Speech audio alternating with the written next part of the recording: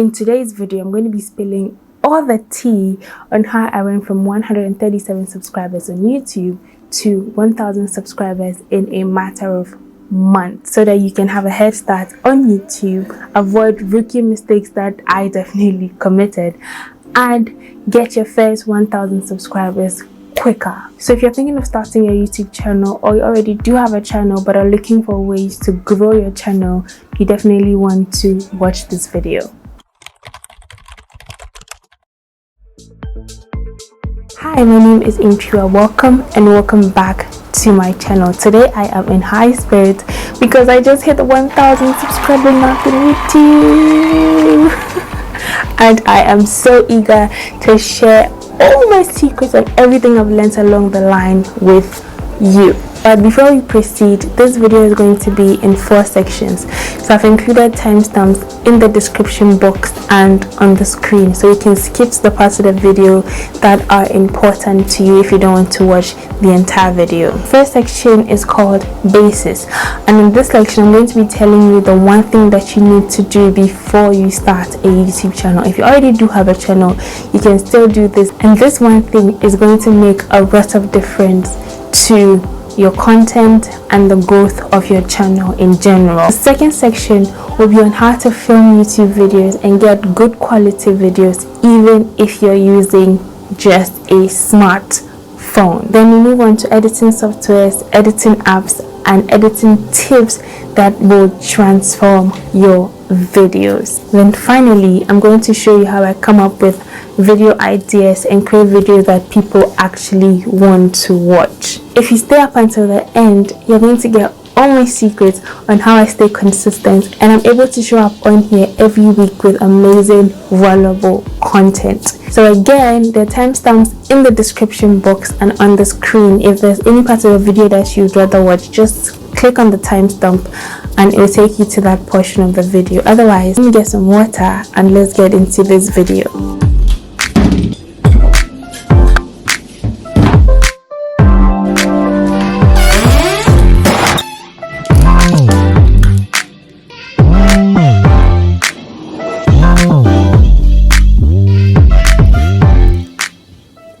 First thing you want to do when you're starting a YouTube channel is decide exactly what videos you're going to be making.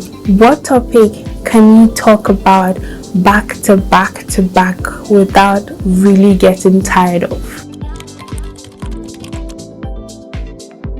That's it. First of all, I don't advise that you niche down so much, especially when you're starting. I feel like it is the best time to experiment, make videos on different areas and see what videos are resonating with people.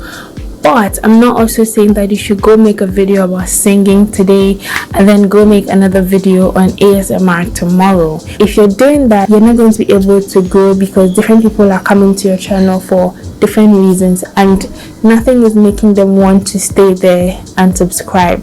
And that is what I did for my channel.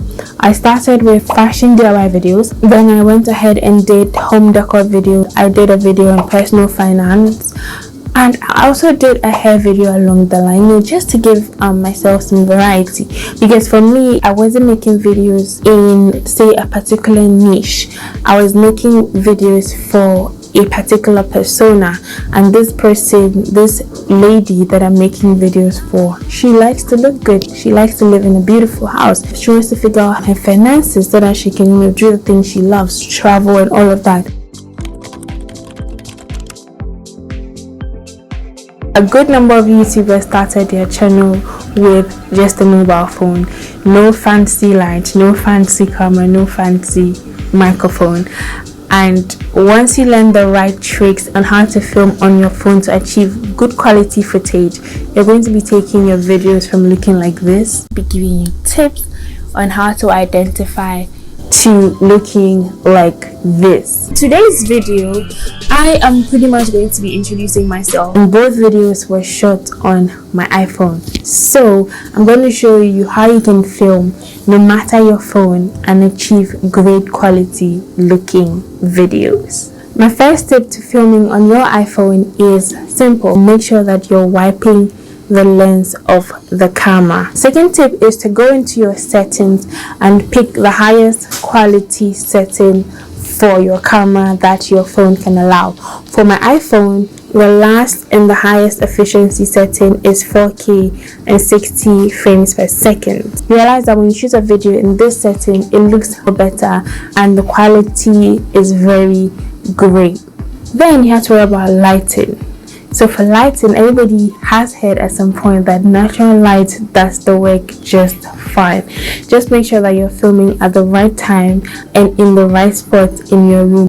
This is what it looks like when I film in front of a window. It is the only source of light right now is my window. I just move my curtains a bit, put my camera right in front of the window, and this is the quality I'm getting. Then you have to worry about the sound quality of your videos, and I think that is so important. It's even important than your video quality, if you're being honest. So if you can afford a little tiny lapel mic, please get it. I think I got mine for less than 50 cedis, which is like $10, and it will do so much wonders to your video. People can stand watching a video that does not have really great quality, but people cannot stand watching a video that has a terrible sound. So if there's anything you should invest in first, it's your audio, your lights, before you even worry about upgrading your camera. I'm going to be taking a video on my phone with the very basic of equipment. I'm going to be taking a video on my phone using basic lights and the lapel mic that I got for 50 cedis. Edit the video and show you what you can achieve using your phone camera. Once you're done filming, we come to editing. And when I started YouTube, I was using iMovie to edit on my phone because I was filming on my phone, and it just made sense to just use iMovie to edit. But I realized that iMovie is a bit limiting, so I went from using iMovie. Warning, I'm filming during the day today, so if you're hearing any noise, unnecessary sounds, please bear with me. I don't entirely have quiet neighbors, sadly.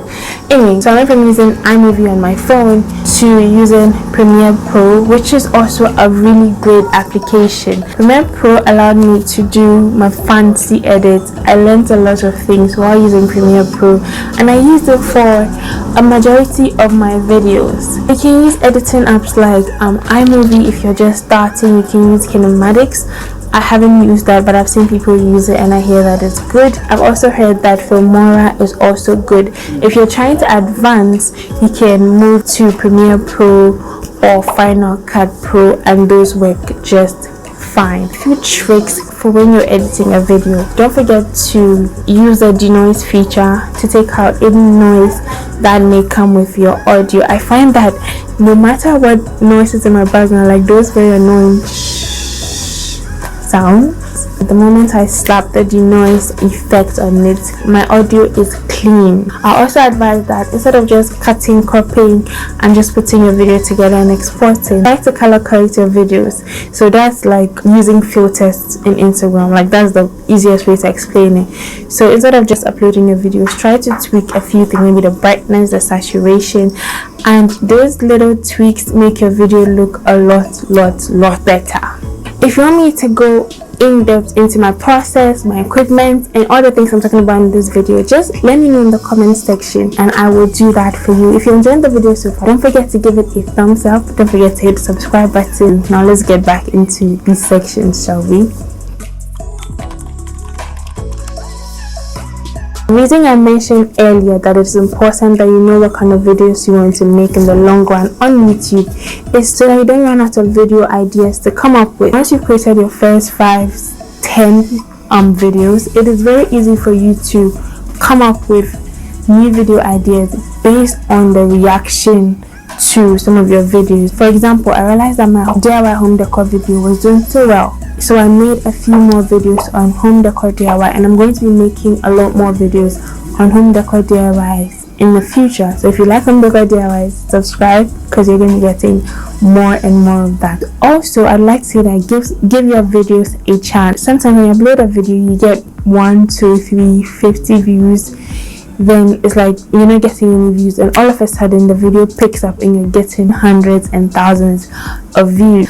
Another thing I use to generate video ideas is YouTube search. We all know that YouTube is a search engine, so anytime I have an idea and I think of a topic, I just type it into the YouTube search, and because of the auto suggest that YouTube has, you see the kind of questions that people are asking in relation to the keyword you just typed in, and that can give you ideas on what kind of videos to make that will be answering the questions that people are searching for. Then I also use plugins. I use vidIQ, and I also use TubeBuddy to research keywords that I have in mind. How TubeBuddy and vidIQ work is that if you have, say, a video idea, maybe how to sew by hand, right? You're going to search for the entire line or for the keywords in that title that you're trying to use, and then vidIQ and TubeBuddy will let you know if people are searching for that topic and if you should go ahead and make a video on the topic. So say I want to make a video on spaceships, so let's say spaceships. So I search spaceships. Wow.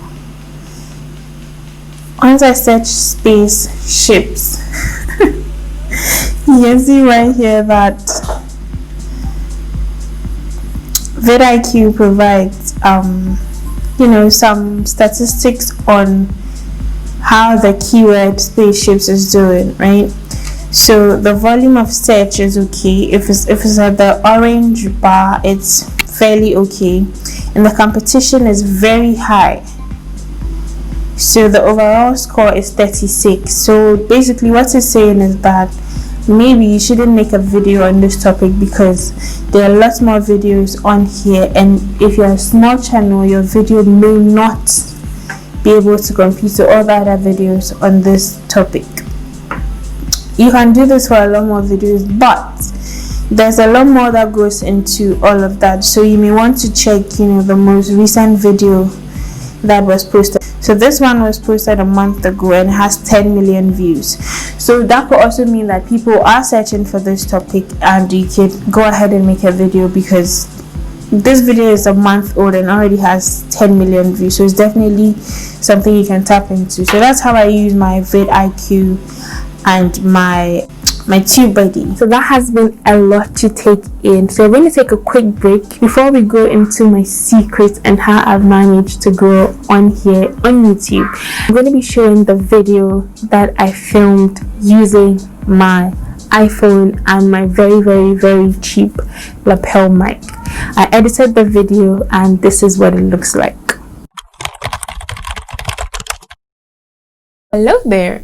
So I'm filming this video on my iPhone, and I'm going to be editing it using the editing apps that I talked about earlier, and this is to show you that you don't need the fanciest equipment to create good looking quality videos for your YouTube channel. If you think this video is not horrible, it means that when you pick up your phone to film a video, it is not going to be horrible. Just a reminder that you can grow exponentially on YouTube even if you're filming videos on your phone. If you're finding a lot of value in this video, of course hit the subscribe button, give it a thumbs up. If you want me to elaborate on any part of this video, definitely let me know in the comment section. Let's switch it up. Alright, now let's talk about my YouTube secret. I told you all the tools I use to come up with video ideas. Earlier, I shared the tools and plugins that I use to research and come up with video ideas, and I try to come up with as many ideas as possible. So sometimes I just block out time and write as many ideas as I can in a notebook, and then research to see if these ideas are good video ideas. Are people searching for these keywords? Do people want to see videos on these keywords? And then I put all these ideas into a content calendar so that there's some sort of flow and everything makes sense.